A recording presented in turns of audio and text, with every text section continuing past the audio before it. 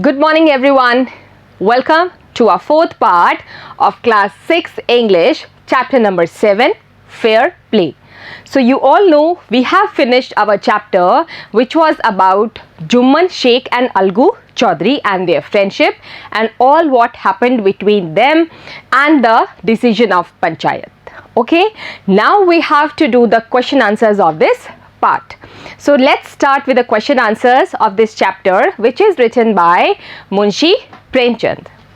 I, Shweta Somra, am your English teacher and we are going to discuss the question answers of this chapter today. So come along without any further delay. We'll start with the questions. First question is, match the sentences under first with those under second. Now what we have to do here is, we have to match the sentences in column A and B. Here we have two parts, okay? Part 1 and one more part is there. Now we have to join the sentences to make a complete sensed sentence. ठीक है, हमको दोनों statements एक के बाद एक लिखने हैं ताकि उसका एक complete sense बने. So here let's have a reading of these sentences first. Jumman and Algu were the best of friends. Jumman और अलगू दोनों बहुत अच्छे दोस्त थे. Jumman's aunt transferred her property to him. और जुम्मन की जो आंटी थी उन्होंने अपनी सारी प्रॉपर्टी किसके नाम कर दी थी? जुम्मन के नाम. सारी प्रॉपर्टी ट्रांसफर कर दी थी जुम्मन को. The third one is, the aunt decided to appeal to the panchayat. Aunty ने क्या डिसाइड किया? ये डिसाइड किया कि वो पंचायत में अपील करेंगी, जाकर अपनी बात बताएंगी. Algu was unwilling to support the aunt. Algu aunty को सपोर्ट नहीं करना चाह रहा था क्योंकि अगर वो आंटी को सपोर्ट करता तो उसकी फ्रेंडशिप को खतरा था. जुम्मन शेख के अगेंस्ट हो जाता ना अगर वो आंटी का सपोर्ट करता. So he did not want to support his aunty. Next, the fifth one is, Jumman was very happy to hear Algu's name as head punch. As soon as Algu Choudhary's name was announced as the head punch, Jumman Sheikh became very happy. जैसे ही जुम्मन शेख को ये नाम सुनने में आया कि अलगू चौधरी को aunty ने हेड पंच बनाया है, उसकी तो खुशियों की सीमा ही नहीं रही. He got very happy. Now this is the second part. ये भी कुछ sentences हैं और जो हमने last first part में पढ़े थे वो भी कुछ sentences थे. Now we have to match the sentences, but before that just have a reading of these sentences. The first one here is, he believed that his friend would never go against him. वो ऐसा मानता था कि उसका जो दोस्त है वो कभी उसके खिलाफ नहीं जाएगा. Next, she wanted justice. She wanted justice means उसको न्याय चाहिए था. Who was she? Of course, auntie. Next, the third one is, in the absence of one, the other took care of his family. एक अगर नहीं होता था या एक की गैर मौजूदगी में दूसरा वाला जो था दोस्त वो उसके परिवार का ध्यान रखता था. The fourth one here is, the condition was that he would be responsible for her welfare. ठीक है, एक कंडीशन थी, एक सिचुएशन थी जिसमें जो जुम्मन शेख है वो रिस्पॉन्सिबल होगा आंटी की देखभाल के लिए. ठीक है, अब आप थोड़ा थोड़ा दिमाग दौड़ा सकते हो ना कि ये सेंटेंसेस किसके आगे आने वाले हैं, लास्ट पार्ट के कौन से सेंटेंस के आगे आएंगे और एक कंप्लीट एक सेंटेंस बनेगा. चलो देखते हैं. The last one in the second part is, the bond of friendship between him and Jumman was very strong. जो दोस्ती का रिश्ता था, नाता था, वो जुम्मन और उसके बीच में काफ़ी स्ट्रॉन्ग था, बहुत ही मजबूत था. Now we will take the answers of both the parts. All right, so come along. This is part first sentences, this is part second sentences, and here the first one is, Jumman and Algu were the best of friends. Jumman और अलगू दोनों बहुत अच्छे दोस्त थे. अब इसके सामने इसको कौन से सेंटेंस से मैच करेंगे? The third sentence of part 2. वो कौन सा था? It was, in the absence of one the other took care of his family. ठीक है, इतने अच्छे दोस्त थे कि एक की गैर मौजूदगी में दूसरा उसके घर का ध्यान रखता था. ठीक है. Next is, Jumman's aunt transferred her property to him. Jumman की आंटी ने उसको अपनी सारी प्रॉपर्टी ट्रांसफर कर दी. Now here the fourth sentence of part 2 will be its answer. The condition was that he would be responsible for her welfare. Aunty ने सारी property Jumman के नाम तो कर दी, पर उसके पीछे एक शर्त रखी कि बदले में वो उनकी देखभाल करेगा. ठीक है. Now the third sentence is the aunt decided to appeal to the panchayat. Aunty ने निर्णय लिया कि वो पंचायत में जाके अपनी बात रखेंगी. Now the answer to this is the second part of part 2. She wanted justice. Aunty panchayat में इसलिए अपील करने जाना चाह रही थी क्योंकि उनको क्या चाहिए था बेटा? न्याय चाहिए था. Then fourth was Algu was unwilling to support aunt. Algu जो था वो आंटी को सपोर्ट नहीं करने को इच्छुक था. Answer is fifth sentence of second part. The bond of friendship between him and Jumman was very strong. वो आंटी को इसलिए सपोर्ट नहीं करना चाह रहा था अलगू क्योंकि जुम्मन और उसकी दोस्ती बहुत पक्की थी. Fifth is Jumman was very happy to hear Alagu's name as the head panch. Jumman बहुत खुश था अलगू चौधरी का नाम अनाउंस होते ही एक सरपंच के तौर पे. Answer is the first sentence of Part 2. He believed that his friend would never go against him. क्योंकि उसको ऐसे लगता था कि उसका दोस्त उसके खिलाफ तो कभी भी नहीं जाने वाला. Let's take the second. Who says this to whom and why? ये किसने कहा है, किसको कहा है और क्यों कहा है. ठीक है. Now the first sentence is my wife knows best how to run the house. Every one of you know the answer. ठीक है. मेरी वाइफ को पता है घर कैसे चलाते हैं, है ना. ये किसने कहा था? जुम्मन शेख ने कहा था अपनी आंटी को. याद है ना. Jumman said this to his aunt because he was shameless and had grown tired of her. वो बहुत ही बेशर्म हो चुका था और आंटी से थक चुका था. वो टायर्ड हो चुका था उनसे, वो फेड अप हो चुका था. She had asked him for a monthly allowance to set up a separate kitchen. Aunty ने कहा था मेरे को कुछ पैसे दे दो हर महीने ताकि मैं मेरी किचन सेपरेट कर लूँ. But he did not want to give her the money. He did not want to give her any of the money. उसने आंटी को कोई भी पैसा नहीं देने की उसको इच्छा थी. Second sentence is, but is it right, my son, to keep mum and not say what you consider just and fair? ये किसने कहा था? आंटी ने कहा था. किसको? अलगू चौधरी को. नहीं कहा था कि बेटा तुम्हें क्या ये ठीक लगता है कि गलत बात के ऊपर भी तुम चुप बैठे रहो और अनसुना कर दो, कुछ भी ना बोलो. ये तुम्हें क्या ठीक लगता है? कहा था ना आंटी ने पंचायत में जाने से पहले. Answer is Jumman's aunt said this to Alagu because she had gone to Alagu for help. वो अलगू के पास हेल्प मांगने गई थी, है ना. But Algu had politely refused her plea. लेकिन अलगू ने बहुत ही पोलाइटली, विनम्रता से आंटी को मना कर दिया था. As he could not go against his friend Jumman. क्योंकि वो अपने दोस्त जुम्मन के खिलाफ जा ही नहीं सकता था, इसलिए उसने आंटी को मना कर दिया. The third sentence here is what have you to say in your defence. तुम अपने बचाव में क्या कहना चाहते हो. ये किसने कहा था?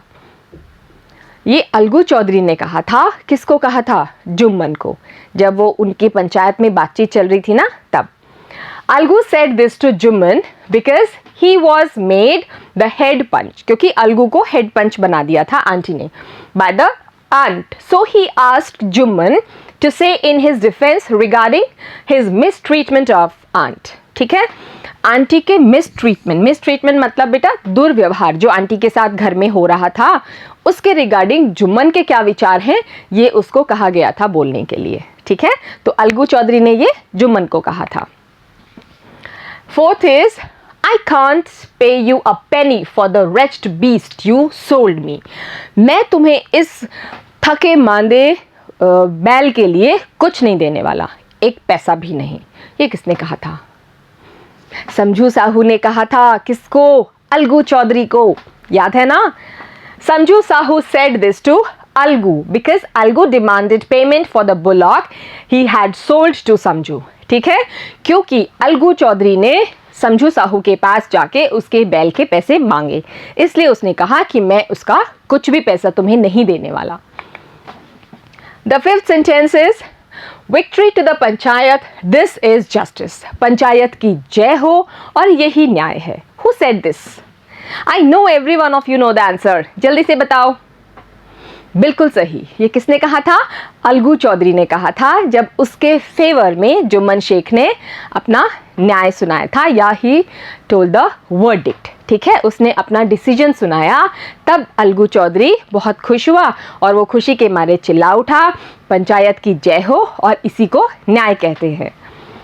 Algu said this over and over again, बार बार बोलता रहा, पंचायत की जय हो, पंचायत की जय हो, in front of the village, पूरे गांव वालों के सामने, because he was happy that Jumman had not deviated from the path of justice in spite of the enmity between them। क्योंकि वो खुश था, क्योंकि जुम्मन जो है वो उसका एनिमी तो था, उन दोनों के बीच में बातचीत नहीं हो रही थी, तो दुश्मनी तो थी, but even after having the enmity with each other, Jumman जो था वो सच के पाथ से डेविएट नहीं हुआ, भटका नहीं। डेविएट मतलब बेटा भटकना, ठीक है। तो इसलिए वो बहुत खुश था, और न्याय सुन के तो खुश होना ही था, क्योंकि उसके पक्ष में जो आंसर आया था, है ना। Let's take the next question. Answer the following questions. The first question is, then the situation changed. फिर क्या हुआ?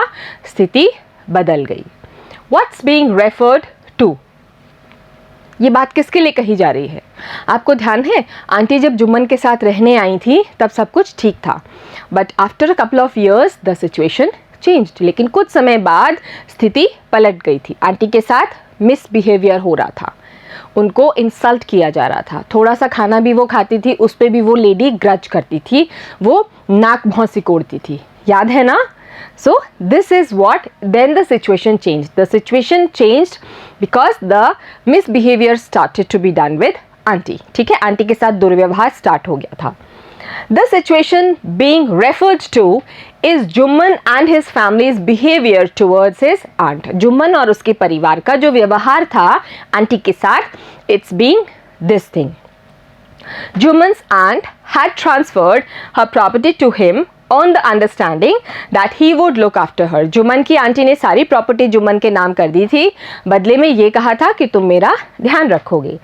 The arrangement worked well for a couple of years, but after a couple of years, Jumman and his family grew tired of her। कुछ सालों तक तो ये जो व्यवस्था थी ये ढंग से चली, है ना, आंटी को भी अच्छे से रखा, सब कुछ अच्छे से हुआ। कुछ सालों बाद ये व्यवस्था चेंज हो गई, और आंटी जो थी वो जुम्मन और उसके फैमिली वालों को बर्डन लगने लग गई। Okay, aunty was as a burden for Jumman and his family, and they were not at all happy with her. They did not want aunty to stay with them any more. वो लोग चाहते ही नहीं थे कि aunty अब उनके साथ और रहें। He became as indifferent to her and his wife too, grudged even the little food that the old lady wanted every day। उसका भी बिहेवियर चेंज हो गया, जुम्मन का भी। उसका ठीक था पहले, लेकिन उसका भी चेंज हो गया, और उसकी जो वाइफ थी वो जो थोड़ा सा खाना आंटी खाती थी उस पे भी उसको खुंदस होती थी, उसको गुस्सा आता था, वो नाक सिकोड़ती थी। ठीक है। Next is, when Jumman's aunt realised that she was not welcome in his house, What arrangement did she suggest? जब जुम्मन की आंटी को ये पता चला कि अब उसकी इस घर में और ज़रूरत नहीं है, तो उसने क्या व्यवस्था रखने का विचार किया और क्या बात जुम्मन से कही? याद है ना आपको? कहा था कि मेरे को मंथली कुछ अलाउंस दे दो, मैं मेरी किचन सेपरेट कर लेती हूँ, आप भी खुश मैं भी खुश। तो ये अरेंजमेंट आंटी ने किया था। ठीक है। When Jumman's aunt realized that she was not welcome in his house, she suggested that Jumman should give her a monthly allowance so that she could set up a separate kitchen. So auntie just suggested Jumman Sheikh to give her monthly allowance so that she could make her kitchen separately. So this was the idea which auntie gave to Jumman. Third is, what was the villagers' reaction when the aunt explained her case to them? Villagers का क्या reaction था जब aunty ने अपना case उनको समझाया? देखो, दो तीन तरह के रिएक्शंस थे। कुछ लोगों ने तो उनके प्रति सहानुभूति जताई, दे sympathized her. Some of them laughed at her. कुछ लोग उस पे हंसे. Some of them said to make it up with Jumman and his family. और कुछ लोगों ने कहा कि जाके वापस अपना जो है जो बातचीत है वो स्टार्ट कर दो, सब कुछ भूल के नई शुरुआत करो. So these were the reactions of the villagers. When the aunt explained her case to the villagers, some sympathized. कुछ लोगों ने तो sympathy जताई with her. Others laughed at her. और बाकी ने क्या किया, उस पे हंसे, वो मजाक उड़ाया. And few others advised her to make it up with her nephew and his wife. और कुछ ने एडवाइस किया कि जुम्मन और उसकी वाइफ के साथ जाके पैचअप कर लो. Next, why was Jumman happy over Algu's nomination as head punch? Jumman खुश क्यों हुआ? अलगू को जैसे ही सरपंच या हेड पंच बनाया तो वो खुश क्यों हुआ? Of course, he knew that Algu is his friend and he will not go against him in any of the case. है ना, उसको पता था कि वो उसका दोस्त है. Jumman was happy over Algu's nomination as head punch because Algu was his best friend. Algu उसका क्या था? सबसे पक्का दोस्त था. So he would never go against him. और इसीलिए वो कभी भी उसके खिलाफ नहीं जाएगा, ये उसको पता था. Next, God lives in the heart of the Panch, the aunt said. What did she mean? भगवान जो है वो पंचों के हृदय में निवास करते हैं. इससे आंटी का कहने का क्या मतलब था? आंटी का क्या मतलब था इस बात से? आंटी का क्या मतलब था हम देखते हैं. She meant that a punch was always unbiased and would not kill his conscience for the sake of friendship. Unbiased क्या होता है बेटा? Unbiased का मतलब होता है आप किसी भी तरफ नहीं हो, ठीक है, सब आपके लिए इक्वल है. और ये कह रही है कि अपनी जो अंतरात्मा की आवाज़ है उसको भी नहीं मारते हो कोई भी दोस्ती या दुश्मनी के लिए, ठीक है, ये आंटी कह रही हैं. Everybody is equal before him, सब बराबर हैं एक पंच के सामने. The justice delivered was the justice delivered by God. और जो भी न्याय वो देते हैं वो भगवान के द्वारा दिया हुआ न्याय होता है, ऐसा आंटी का मानना था. Next, what was Alagu's verdict as head punch? How did Jumman take it? Alagu का जो न्याय था वो क्या था? वर्डिक्ट जो होता है, लास्ट डिसीजन जो सुनाना होता है, वो क्या था? And how did Jumman take it? और जुम्मन ने उसको कैसे लिया? Algu's verdict as head punch was that Jumman had to pay his aunt a monthly allowance. उसने ये डिसीजन सुनाया कि जुम्मन को हर महीने आंटी को कुछ पैसे देने होंगे, या फिर or else the property would go back to her. Otherwise, if you are not going her the monthly allowance, the complete property of auntie will go back to her. उनकी सारी प्रॉपर्टी आंटी को वापस मिल जाएगी अगर वो monthly allowance नहीं देता है तो. Jumman felt betrayed and became Algu's enemy. और जुम्मन को क्या लगा? उसको लगा उसके साथ धोखा हुआ है, चीटिंग हुई है, ठीक है, और फिर वो अलगू का दुश्मन बन गया, मन ही मन. 7th, Algu found himself in a tight spot. What was his problem? Tight spot I told you number of times. What do you mean by tight spot? Tight spot का मतलब कोई भी बहुत डिफ़िकल्ट सिचुएशन जिसमें आपको कोई रास्ता नहीं निकल के आता है, आप बहुत बुरी तरह फंस जाते हो, उसको बोलते हैं टाइट स्पॉट, ठीक है. तो अलगू की ऐसी कोई सिचुएशन हुई थी क्या जिसमें वो फंस गया था? यस. क्या सिचुएशन थी? उसको समझू साहू पैसे नहीं दे रहा था बैल के, बैल भी मर गया था और Samjhu Sahu also denied to give him his money, तो वो फंस गया था, है ना. अब उसका टाइट स्पॉट क्या था वो हम देखते हैं. One of Alagu's fine pair of bullocks died. Alagu के पास 2 बैल थे. He had a pair of bullocks. One of the bullock died because of some problem और health issues and he sold the other to Samjhu Sahu and the another bullock was sold to समझू Sahu by Algu. जो दूसरा बैल था उसको समझू साहू को बेच दिया गया. ऑन द अंडरस्टैंडिंग, आपसी ये बात हुई थी, लिखा पढ़ी नहीं हुई थी. They did not have anything in written, they just had some words exchanged with each other. और कहा कि Sahu would pay the price of the bullock in a month's time. और साहू 1 महीने के भीतर उस बैल के पैसे चुका देगा. The bullock died within a month and Sahu refuse to pay Algu. और जो बैल था, जो दूसरा वाला बैल था जिसको बेचा था समझू साहू को, वो भी 1 महीना पूरा होने से पहले ही ख़त्म हो गया। तो समझू साहू ने कहा मैं इसके कोई पैसे नहीं दूंगा। ये टाइट स्पॉट था अलगू चौधरी के लिए, ठीक है। बैल भी गए और पैसे भी नहीं मिले। All right, next, why was Alagu upset over Jumman's nomination as head panch. Jumman का जो नॉमिनेशन था, अब उसकी बारी थी हेड पंच बनने की, तो अलगू को परेशानी क्यों हुई? अलगू को इसलिए परेशानी हुई क्योंकि उसको लगा अब उससे बदला लेने वाला है Jumman. He felt very unhappy because he thought now it's the turn for Jumman to take revenge, है ना, अब ये बदला जरूर लेगा। Algu was upset because he was his friend no more. After Algu had given a verdict in favor of Jumman's aunt. ठीक है, अब अलगू इसलिए परेशान था क्योंकि उसको पता था, अपसेट मीन्स परेशान होना, क्योंकि उसको पता था कि अब जुम्मन उसका दोस्त नहीं है, क्योंकि आंटी के केस में आंटी के फेवर में उसने अपनी बात कही थी। Jumman was Alagu's enemy and wanted revenge, ऐसा उसने समझा। किसने समझा? अलगू चौधरी ने, कि जुम्मन मेरा दुश्मन है और अब ये बदला लेगा। What was Jumman's verdict as head panch? How did Alagu take it? और जुम्मन ने अब क्या अपना डिसीजन सुनाया पंचायत में? जैसे जब वो हेड पंच था, जुम्मन ने भी कुछ अपना डिसीजन सुनाया था ना, क्या था वो, और अलगू ने उसको कैसे लिया? Jumman's verdict as head punch was that since the bullock did not suffer from any disability or disease when Sahu bought it, although the death was unfortunate, Algu could not be blamed for it. अब इन्होंने कहा, जुम्मन ने कहा कि अगर उनका बैल जो था वो मर गया तो इसके लिए अलगू जिम्मेदार नहीं है, क्योंकि जब समझू साहू ने वो बैल खरीदा था तो वो बिल्कुल हेल्दी था, वो बीमार नहीं था। बीमार होता तो समझू साहू क्यों खरीदता बैल, है ना? और उसके बाद अगर वो मरा तो इसमें अलगू की क्या गलती है?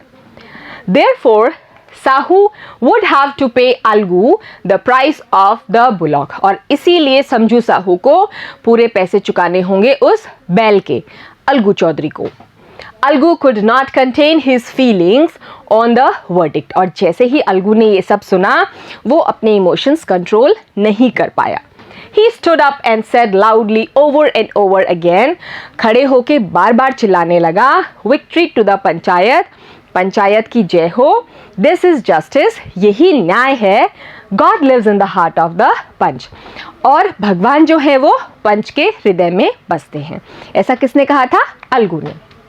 Next, which of the following sums up the story best? अब हमारे सामने कुछ ये 3 स्टेटमेंट्स हैं, इनमें से कौन सा सेंटेंस ऐसा है जो इस स्टोरी को सबसे अच्छा बता रहा है? इसमें कौन सी ऐसी लाइन है जो स्टोरी के बारे में सबसे परफेक्ट है? Let's see. The first one is, I also know that you will not kill your conscience for the sake of friendship. मुझे पता है कि तुम अपना जो कंसाइंस है, अंतरात्मा है, उसको नहीं मारोगे दोस्ती के लिए। इसका तो कुछ मुझे नहीं समझ में आ रहा कि पूरा चैप्टर इसमें आ रहा हो कंप्लीट, नहीं ना। नेक्स्ट देखते हैं। Let's no one deviate from the path of justice and truth for the friendship और एनिमिटी। ऐसा कभी भी ना हो कि कोई भी सच्चाई के पाथ से भटक जाए दोस्ती या दुश्मनी के लिए। ये लग रहा है ना? Let's see. The voice of the panch is the voice of God, और पंच की वाणी भगवान की वाणी है। बताओ, और अपना एक रीजन भी देना है। I think this one is the answer. Let's see. Yes, see, second one is the answer. Let's no one deviate from the path of justice and truth for friendship or enmity. The reason is this sentence sums up the story best because both Algu and Jumman gave verdict without keeping any friendship nor enmity. दोनों ही लोगों ने, जुम्मन शेख और अलगू चौधरी ने जो verdict सुनाया, जो अपना निर्णय सुनाया पंचायत में, वो अनबायस था। वो किसी का मतलब दोस्ती या दुश्मनी को देखते हुए नहीं था, वो सच का साथ दे रहा था। दोनों का ही डिसीजन, ठीक है. So this statement sums up the story very well. So we are done with the question answers of this chapter. I hope you all enjoyed it very well. We will meet in our next class with a new part. Until then, every one of you, take care, keep studying, enjoy and have a great day, beta.